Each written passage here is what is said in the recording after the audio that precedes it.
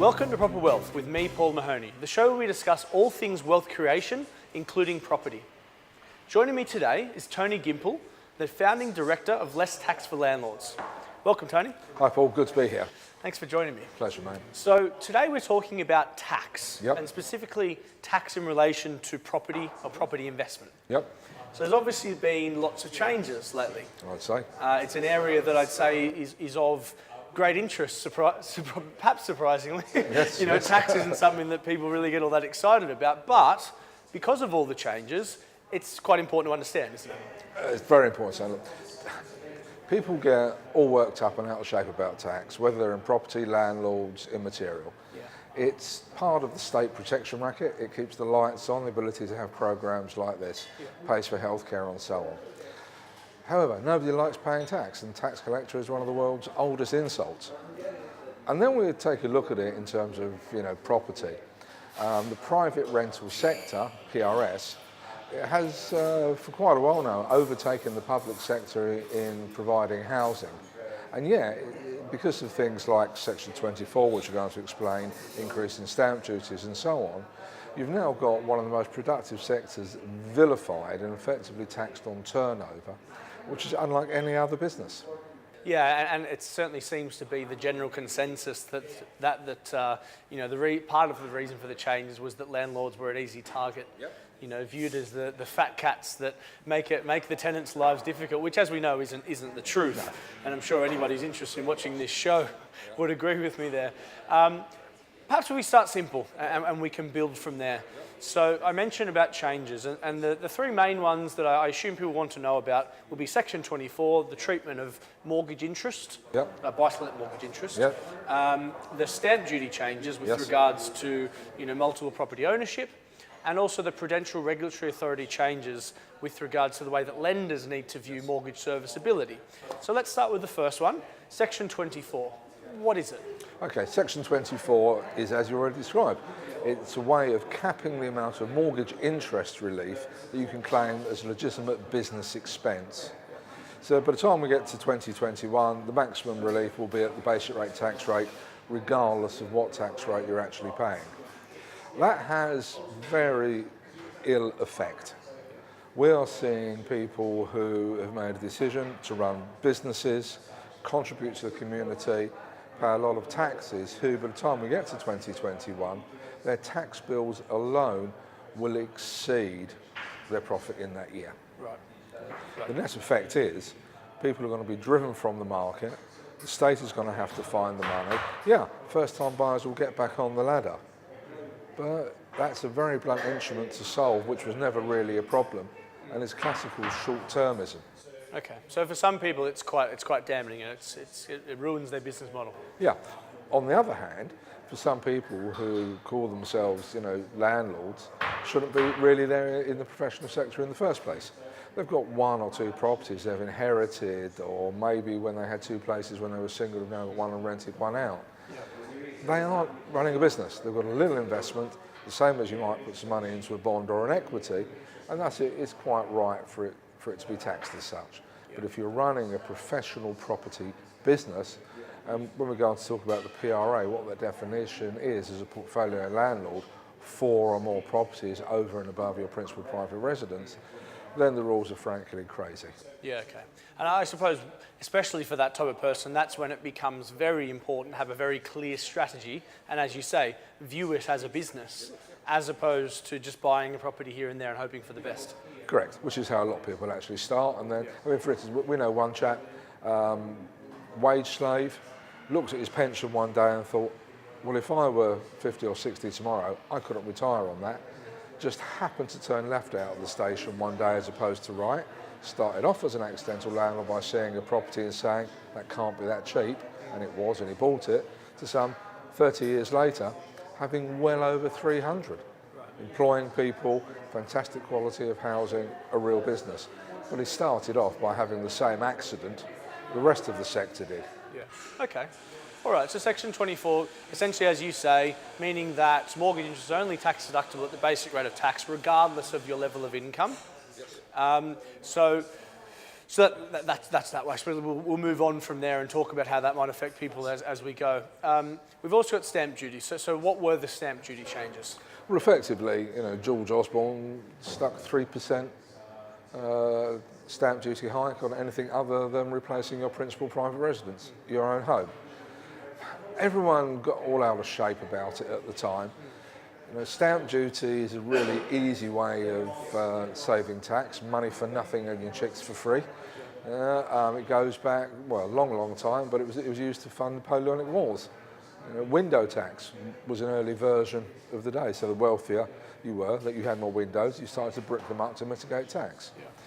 Stamp duty on second properties, okay, if it's your second home and you're perhaps depriving somebody of somewhere to live in a local community, may be a good thing. It makes you think twice.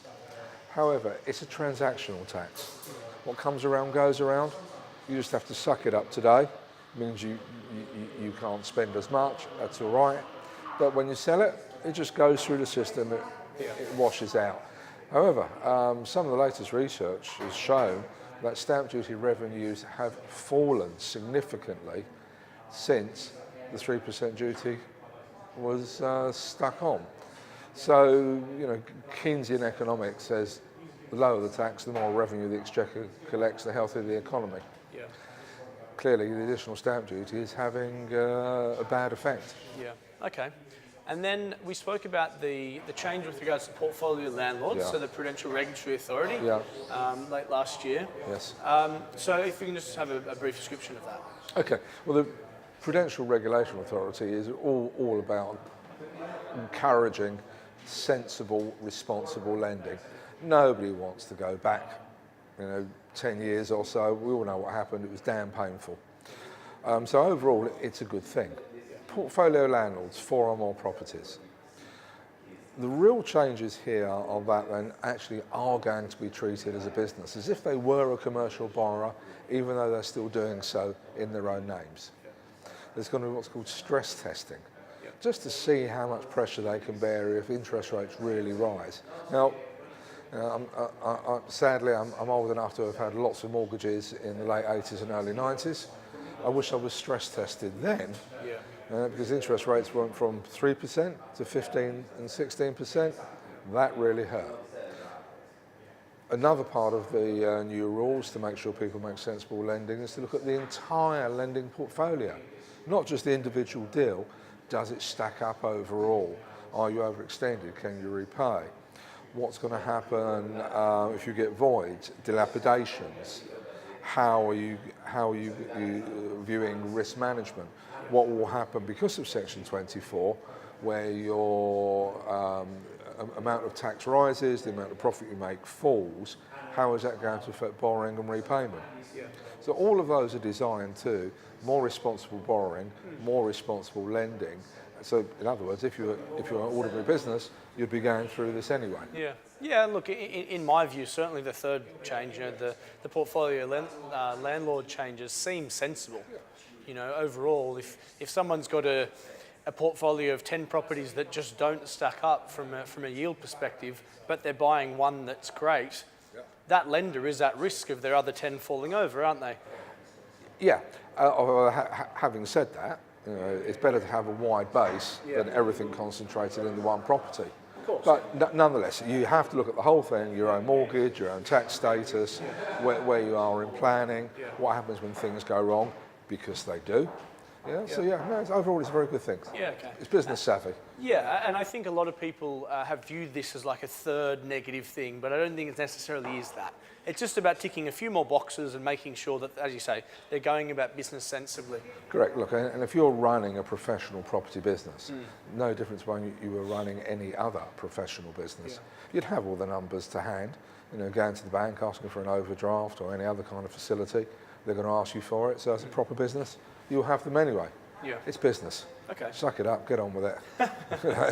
All right, great. So we've got the 3 main changes there, and I suppose some of our opinions on how they're impacting things or whether they're sensible or not.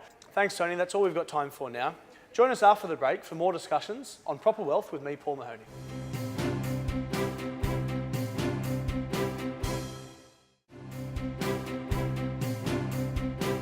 Welcome back to Proper Wealth with me, Paul Mahoney, the show where we discuss all things wealth creation, including property. Today we're discussing tax and how it relates to property investment. Welcome back, Tony. So before the break we spoke about some of the major changes with regards to Section 24, the stamp duty change, then also the change with regards to portfolio landlords and how that lenders are now looking at that. So hopefully we've got a good sort of understanding now of what those things are. Perhaps now we can talk about how they're impacting the market, as well as how people can, or landlords, can deal with them and still do well in the current market. So let's start with how they're impacting things. Depends which newspaper you read on the day. It depends what's in the headlines or whose report, whether it's been sponsored or it's completely independent.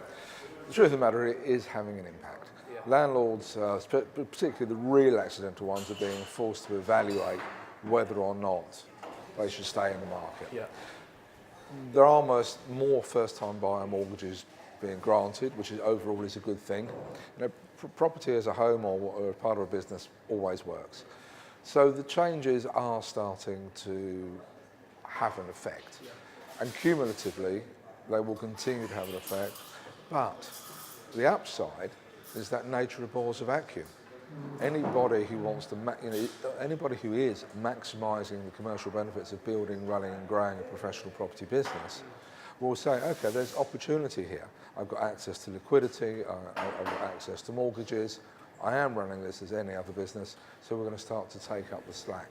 And that will really professionalise the sector, particularly when licensing comes in and is to a universal standard. That will actually increase demand. But yes, the negative side, it's forcing people out, but the other side of that coin is letting other people with their own homes and the more professional landlords come back in. I think it's an important point there. You said it in jest so far as what newspaper you read, but I think that is an important point to make in that certainly what I've seen is a lot of people sort of, like certain news outlets or media outlets, scaremongering around the changes and people not necessarily, reading these articles or reading the headline of them and getting scared by them. And being worried that it's a bad market to be involved in because of these headlines. But again, certainly what I've found is once you read below those headlines and actually get into the body of those types of articles, there's often very little substance to them. Or they're using worst case examples. You mean something like Project Fear, perhaps? Well, exactly. But I suppose that's another good point, is worst case examples. Of course, you're quite right. These changes are driving people out of the market. But it's the people that are in the situations that are being most impacted by these changes, isn't it? And, for example, Section 24, people who have highly leveraged, low-yield properties, they're going to be hurt quite badly. Oh, they are. They will really suffer, and particularly where they've been relying upon capital growth. And going back to the PRA changes, you can no longer borrow money just to fund your lifestyle. And if you go down the limited company route, you could even incur directors' loan account tax as a result of doing that. So you're right, highly geared, non-profitable landlords are the ones who rightly should not be there. But then if they're running any other business, that have been run a long time ago, because business is about the survival of the fittest. Exactly, and essentially because they've been speculating on the growth and been happy with that because the growth's been happening. I suppose the opposite side of that coin, though, is landlords that have high-yielding portfolios. That they will be worse off generally than they were prior to Section 24, but can still very much be in a profitable position. Oh, very much so. The thing people always forget is something has to happen before you pay tax, fairly or not. You have to make a profit. Okay? No profit, no tax. Right? So could I live with, let's go back to the bad old days, could I live with a 95% wealth tax? Only if my income was sufficiently large that the 5% I could put in my pocket allowed me to do what I wanted to do. Would I be happy about it? Right? So work with the system. Look how to structure things the way any other business would. Be treated like a business, and whilst yes, overall there'll be transactional tax burdens and so on, if you do it the right way, you'll still make money, you'll still pay taxes directly and indirectly, and the world will continue to turn. We're not making any land. We're still having children. Brexit, whatever you like, there's a housing shortage. Yeah? And that's because of poor government policy since the war. Yeah. So, and yeah, look, and that's a great point so far as that shortage, but also the shortage of supply, and how that's making the shortage even worse year on year. You know, I saw some stats the other day that said that the requirement, well, the government set requirement for new properties per annum in the UK is 300,000 per annum. oh yeah. And the average for the past 10 years has been about 150. So we're only supplying about half of what's needed. Now, regardless of tax, regardless of mortgages, regardless of everything, whilst ever you've got those dynamics in a market, it's very, very difficult to argue against prices increasing, certainly over the mid to long term. You'll have economic and political blips, here and there, things like Section 24, things like Brexit, whatever that may be. But overall, if you're investing wisely in the right areas where that demand is skewed, I can't see how you can go all that wrong. You can't. You've got to be careful about following the market too closely. Yeah. Sometimes you actually need to go in the opposite direction because Yeah. there's gold still there. You have to look back at the human condition. Go back to the ancient Greeks, Romans. This is nothing new. The Romans were speculating on next year's Egyptian grain harvest. And if they thought prices would be going up, they'd be buying more. If they could get better yields, they'd be buying more. And property is just another variation on that. Yeah. Treat it as a business, know when to dare to be different, and be gentle about what you do. Yeah. Okay. So we've spoken there about how Section 24 is, so actually all three really, how they're starting to affect the market, and obviously affecting one type of property or landlord more so than others. I'd say, in fact, in some cases, these changes are actually benefiting lower value, higher yielding properties, mainly just because it's causing a shifting trend toward those properties. Whereas, so for example, your average London landlord who has properties in London and is kind of just breaking even and seeing how these changes are going to start affecting them over the coming years, are now looking to places like the Midlands and the Northwest and the Northeast and areas where the yields are higher to try to kind of rebalance their portfolio, aren't they? Very much so. And balance and diversification is part of any good business structure. In County Durham, take my business partner Chris Bailey, I think he's got 26, 27 properties, doesn't pay more than £50,000 per property for really nice, good condition homes, and he gets a 14% pre-tax yield. Yeah. 14%. Capital growth, it'll wipe its face when it eventually comes to sell it, if he ever sells them. Right. But the yield is superb. Compare that to London. Yeah. What are you going to get for 3, 4, 500,000? And you're lucky if you want to get 1-2%. Yeah. With the chance of capital growth. Yeah. The nice thing about income is it's in your pocket today. Capital growth, it may have doubled or tripled in value, but you try getting the money out when you want it. Yeah. Very difficult. But I suppose that leads us on to how can you deal with all of these threats? And it's quite a hostile environment. Particularly if you are a buy-to-let landlord. It's politically hostile, and it's certainly hostile from a tax perspective. So what are your options? One, do nothing. Yeah. Have a look at it, say, okay, I don't want to do anything, I'm going to stay as I am. I suppose that depends on how much you're going to be impacted though, doesn't it? If you're going to start making a loss, it'd be a bit tough to start just do nothing. Yeah, to misquote Samuel Johnson, the prospect of imminent death concentrates the mind wonderfully. If it hurts enough, you'll do something. If you're not that fussed about it, you'll just take it on the chin. Yeah. And for a lot of people who have got 3 buy-to-lets, other properties, who are basic rate taxpayers, they're not going to be affected really. They don't need expensive advice. Increase the rents to the maximum the market will take, pay down the mortgages. Lovely. That's a good point there, though. And something that I've found is a common misconception is that if they are a basic rate taxpayer, their employment income plus their property income is less than 45 grand, that they won't actually be affected at all. No. So I think a lot of people read these headlines and think that everyone's affected and that mortgage interest is no longer tax deductible. But for those lower income earners, or not even lower, some average income earners, won't actually be affected. So it's important to find out whether you will be affected or not. Absolutely. Clearly, doing what we do, we talk to lots and lots of people. I was at a gig last night, well over 100 people there, and I would probably say less than 15% had a real problem. Okay.